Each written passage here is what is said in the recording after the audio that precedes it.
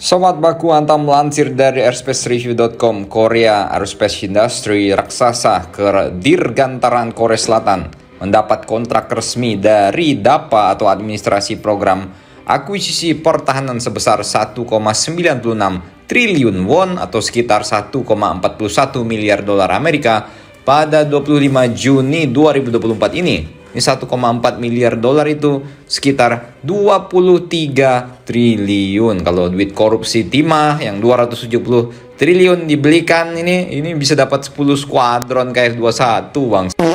Wow. Karena ini angkanya fantastis.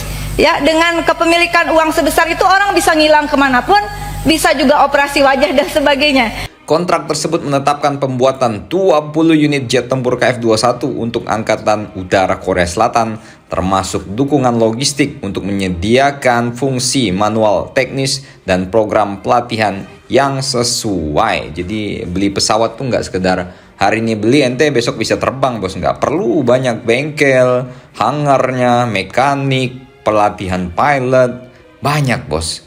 Menurut para pemimpin KAI, kontrak ini tidak hanya memenuhi kebutuhan militer, tetapi juga untuk mewujudkan aspirasi nasional untuk pertahanan otonom, melindungi wilayah udara Korea Selatan dengan teknologi dalam negeri.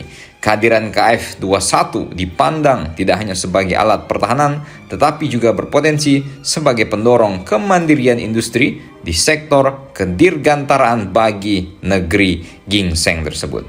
Secara teknis, spesifikasi KF-21 ini dilengkapi dengan 2 mesin turbojet ganda F414 yang kabarnya ini mirip dengan F-18 dan mampu digeber dengan kecepatan maksimum hingga 2.250 km per jam. Ini jauh lebih cepat dari semua Supra kooperasi bapak kalian, jauh bos.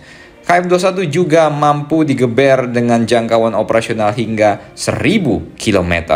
Jet tempur generasi 4,5 ini dirancang untuk dipersenjatai dengan 4 rudal meteor di perutnya dan juga rudal iris T di sayapnya, serta dapat pula dilengkapi rudal udara ke permukaan dan juga bom pintar. Nah, dalam berita terbarunya, Korsel sendiri secara spesifik sedang mengembangkan 3 varian untuk jet KF-21 Boromai. Ketiga versi ini adalah KF-21EA untuk fungsi peperangan elektronik. Wah, ini seperti growlernya Waksam nih. KF-21X sebagai jet tempur siluman generasi kelima, dan KF-21SA untuk versi ekspor. Ya mungkin ini buat Indonesia yang versi ekspornya kan. Varian ini meskipun tetap mempertahankan spesifikasi dasar yang mirip dengan varian Angkatan Udara Korea, namun akan memungkinkan penyesuaian senjata, peralatan internal untuk memenuhi kebutuhan masing-masing negara pemesan, contohnya Indonesia. Terlepas dari rencana yang telah dibuat, Forum Keamanan Pertahanan Nasional mengatakan Korea akan menghadapi kendala anggaran untuk pengembangan lebih lanjut ketiga varian KF-21 Boromai ini. Setidaknya diperlukan 10 tahun ke depan untuk mengembangkannya. Wah, kalau kita punya KF-21, terus Rafale datang lagi, masih ada Sukhoi yang dulu, Stalinium kan, paten sih kan. Saatnya kita menginvasi Vanuatu kan. Silakan komentar dan baku hantam kalian di bawah.